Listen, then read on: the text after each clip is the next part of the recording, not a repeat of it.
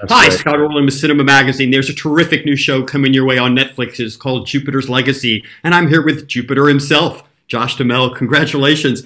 As little boys, sometimes you put a sheet or cape around your neck and you pretend that you can fly and you have that great takeoff.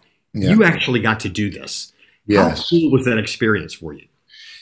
Well, I mean, this is something that honestly was not something I was dying to go do. I mean, obviously I've been a fan of superheroes and all this kind of stuff since I was a kid, but as I got older, not so much. My son, like you just alluded to, is a huge superhero fan. I mean, this is all he talks about. That's all he draws. He draws superheroes. He gets a toy. He wants an action figure.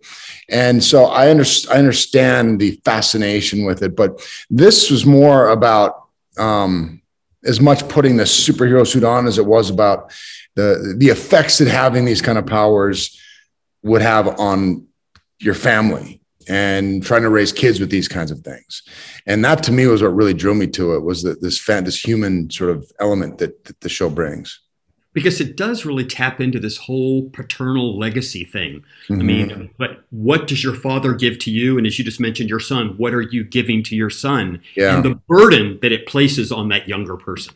Yeah, for sure. And it's sort of like Sins of the Father in the sense that, my father, early on in this series, you see my father dies a horrific death and a suicide after the crash in 29. And I'm there to witness it and how that affected me and how it affected, the whole origin story of this series and how we went forward and went on this journey and onto this island to ultimately get these powers. But then you cut to 90 years later and we kind of cut between the two, but how then do those powers, how have they affected me?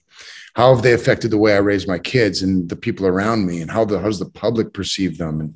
And as a father, I put the same sort of burden on my son unknowingly, sort of like my father did to me. And, it's a fascinating thing. As much as you want to differentiate yourself, and we hopefully are hybrids of our parents and become better people and we evolve and everything else. But, I find that I've kind of done the same thing to my son and the burden that I put on him. You mentioned the island, and I don't want to give too much away, but your character has these visions. He's drawn that his quest will be fulfilled when he goes to this place. And for you growing up in North Dakota, what were the visions that you had about where you needed to go to find your place? Great question, Scott. There are a lot of things in this series that I can relate to in a lot of ways, because I did leave North Dakota not knowing what the future held. I've always been very much a risk taker, not really considering the consequences and just kind of going for it. That's kind of what I did back, 25 years ago. Is I left as a bright-eyed, bushy-tailed kid who didn't know much and have fallen on my face plenty since then. But you kind of have to do that if you want to. You got to risk big to achieve things. And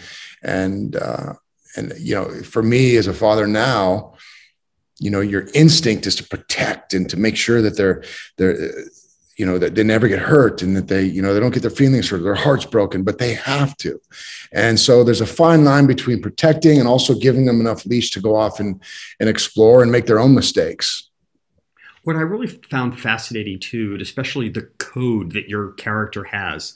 Yeah. And we live in such a volatile time right now where the world has kind of gone insane. Yeah. And I kept thinking, where's our code? What has happened to the code that we're supposed to have as humanity? And I was wondering what type of lessons do you hope a show like this kind of filters out about our personal codes? Yeah. Again, it's another great question, because there is a very rigid code that this character lives by, this being railed against by the public and even by his own family. Part of this code I agree with, and part of it I don't, because I am somebody who is kind of stubborn in my beliefs, but also I have to be willing to listen. And I think we all have to, because people have their own perceptions of the world, and everybody deserves to be heard and seen. So I think that's one thing that that Sheldon Sampson and the Utopian is learning throughout this process is, yes, we do have this backbone that we have to live by, but also, you don't evolve, you don't survive. Simple Darwinism.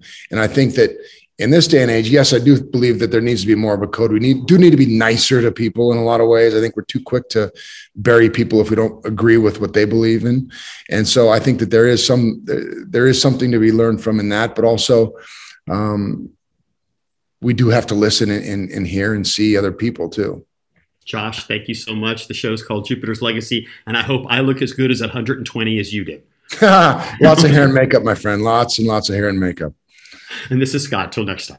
And a muscle suit, by the way. See ya. Oh, yeah. Wait, I don't have that? No! All right. Bye. Well,